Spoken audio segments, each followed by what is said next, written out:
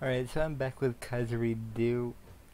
Still planning to go for New England, but I haven't decided what path I'm going down yet. Anyway, this event just popped up.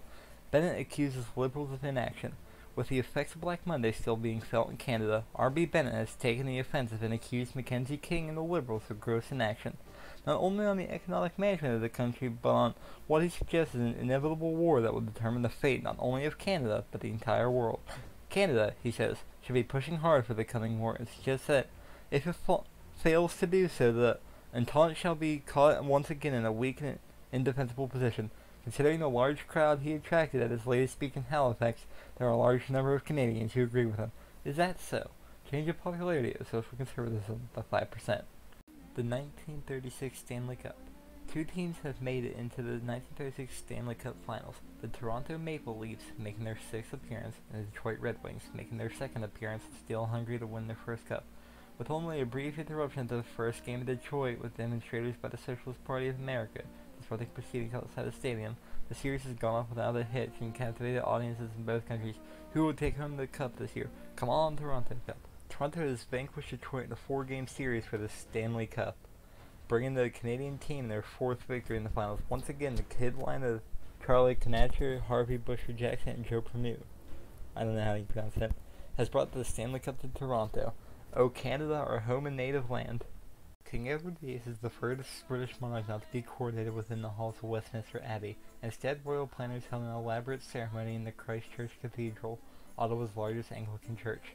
There the Archbishop of Canterbury, himself a British exile, performed the rites as expected by tradition, with a throng of media paying close attention to every move.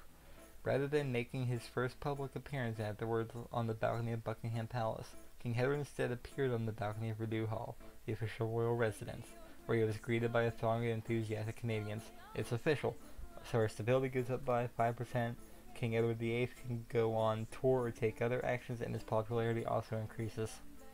King Edward tours the Kingdom of Canada. Speaking to a large crowd in the capital, King Edward VIII commended the Canadian contribution to the Entente and kicked off a 3-month tour of the country. King Edward is expected to meet with officials and dignitaries throughout the Kingdom of Canada, with at least one parade planned to be held in his honor in Manitoba. Newspapers have been trumping the King's itinerary, with large crowds expected at each major stop. And Canadian military leaders are reportedly also eager to consult with the King's attaches regarding Entente coordination. In case we get a modifier called the Effects of the World Tour, we welcome His Majesty. So I don't remember this happening this early before, but the Second Weltkrieg fired when the Commune of France declared on Germany. Anyway, the Second Weltkrieg is basically like World War II. Anyway, the Second Weltkrieg. The Weltkrieg claimed the lives of countless young men from all over the world in a conflict on an industrial scale, but it appears that even the nightmare could not deter men's lust for blood. After over 20 years of proxy warfare, diplomatic pressure, and political squabbles, the uneasy peace between Germany and France has broken down. These two great powers are now mobilizing their armies in preparation for a new war the likes of which the world has never seen. New guns, planes, ships, tanks, and deadlier weapons still will see their first use on the battlefield as open warfare begins once more in Europe. For the Germans and the French now there can only be one end: victory or destruction. War is hell. The world is at war once again. It's been over a decade since the end of the First Weltkrieg. Now, there is a Second Weltkrieg, fought between the old enemies France and its allies versus the German Empire. Both sides dread the return of trench warfare, the scourge of the First Weltkrieg. While Germany faces off against France, the Russians eye their former lands hungrily, as it is possible to exploit the situation. Meanwhile, other factions such as the Entente and Japanese are gearing up to wage their own wars. The Kaiser is at war again. Quote of the day: the great questions of the day will not be settled by means of speeches and majority decisions, but by iron and blood. Otto von Bismarck.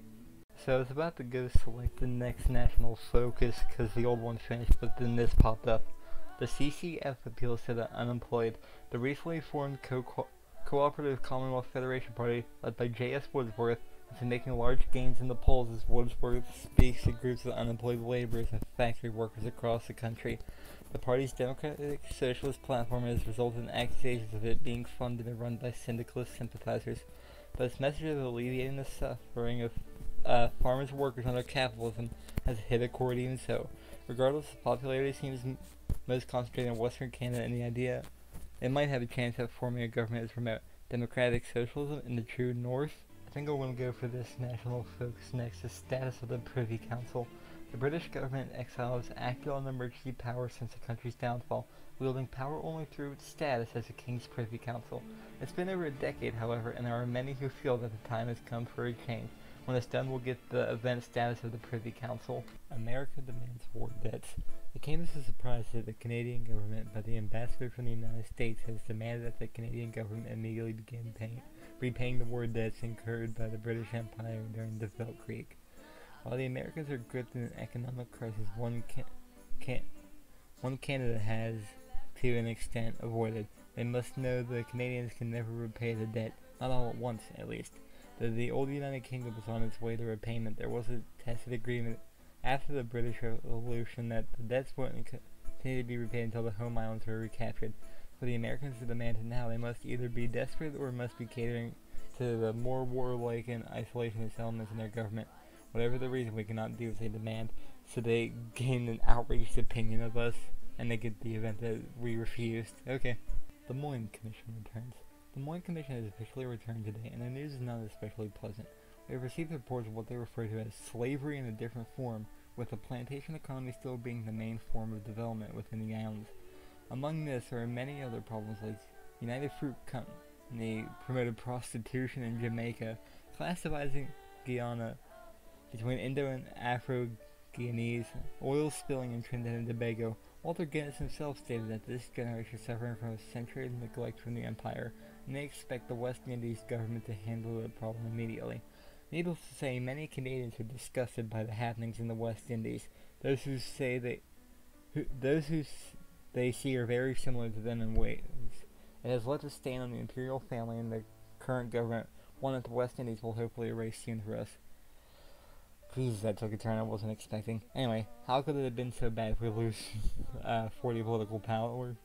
The conscription debate begins. As expected, the most contentious issue in the election is proving to be that of conscription. Both the Liberals and Conservatives have proposed a bill that has become known as C7, or C-7, which would shape our preparations for war over the coming years. Whether Bill C7 includes conscription, however, is the key element. French Canadians in Quebec are, in particular, vehemently opposed to the idea of general conscription forcing them to fight in a British war, and thus Liberal promises of not implementing it have seen them make great gains in the province. Conservatives, meanwhile, say that Canada doesn't have the manpower to fight any war without conscription.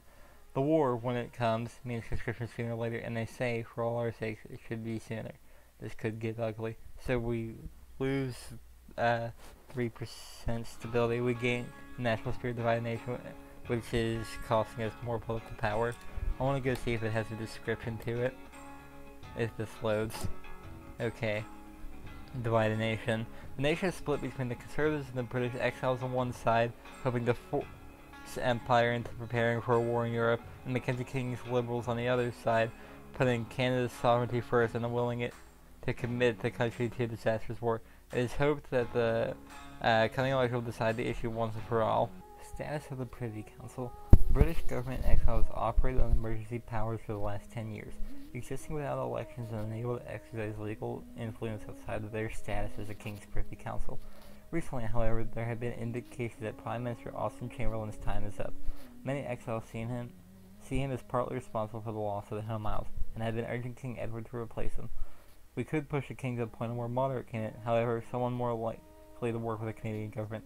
We could also urge the king to call for an election among the exiles in Canada, but how much of a legal mandate that would give the new Prime Minister is questionable. Still, it's more democratic than an appointee. Let's go with a... I don't know. I guess, let's let the king pick Chamberlain's replacement. I guess that one. I don't really know. I wasn't sure what focus to go with, but I seen this one helps with the Great Depression, so I think I want to go with it. Anyway, it's called the Crown Corporations. Enterprises founded and run by the state, so-called Crown Corporations, allows to develop and maintain access to strategic resources and expertise that might otherwise be neglected or ignored by the market. Sadly, not every industrial magnate sees the use of staying wartime resources, at least for now. Modify the Great Depression by consumer goods factories minus 5%, construction speed plus 5%, and factory output plus 5%. Then is building armed factories and helping with research. So yeah, I'm going to do that one. I don't know anything about this guy, but this event popped up. Gilbert K. Chesterton dies. British writer Gilbert Keith Chesterton died today in his exile in Ottawa at 62. A prolific author whose most known novel is certainly The Man Who Was Thursday. He was a devout Roman Catholic and a Christian apologist, two reasons that forced him to leave England to avoid prosecution after the Syndicalist Revolution. The Prince of Paradox died. Political power minus 20. Demonstration at King's Speech. A campaign stopped by Mackenzie King in Toronto was marred today when it was met by a large demonstration organized by the Orange Order of Canada. I don't know who the order is. Anyway, the order, which celebrates Canadian ties with the British Empire and has been campaigning strenuously for greater action against the Union of Britain, has declared the Liberal no conscription position as an outrage that threatens the very survival of the Empire. They spelled campaigning wrong, they missed the M.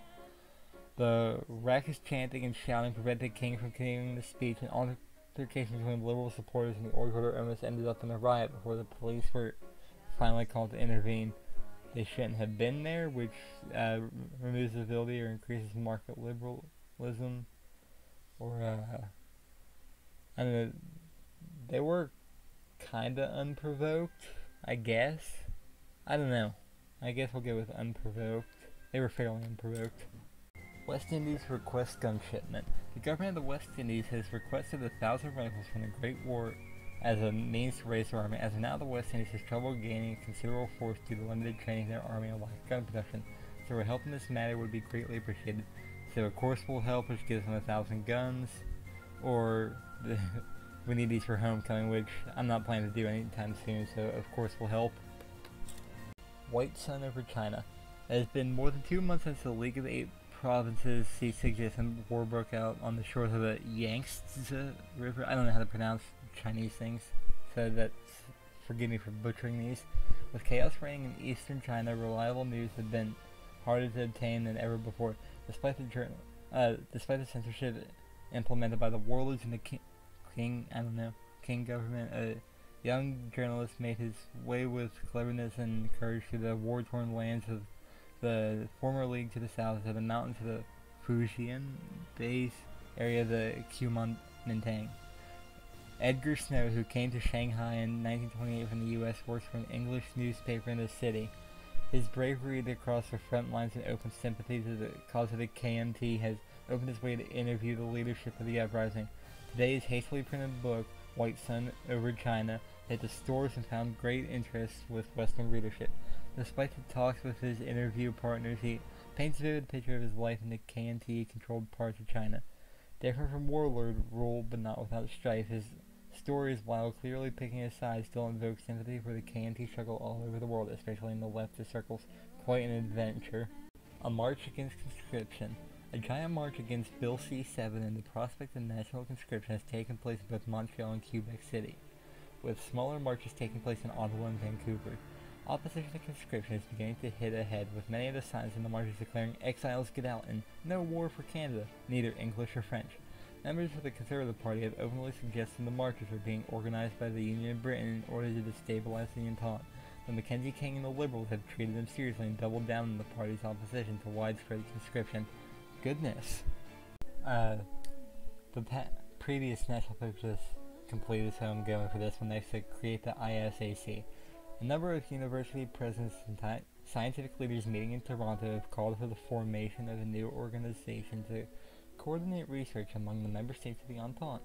The work of co-coordinating these links is to be carried out by the Imperial Scientific and Academic Council, I assume that's the ISAC, located and funded by Canada, with contributions from the rest of the Alliance. Kingdom of Canada joins the Imperial Scientific and Academic Council. I only decided to take this one because it leads to a new research slot and the focus after it. That's about all the time I have for this part. We're getting closer and closer to New England as it comes about in early 1937 is usually when the Civil War starts. Anyway, goodbye for now.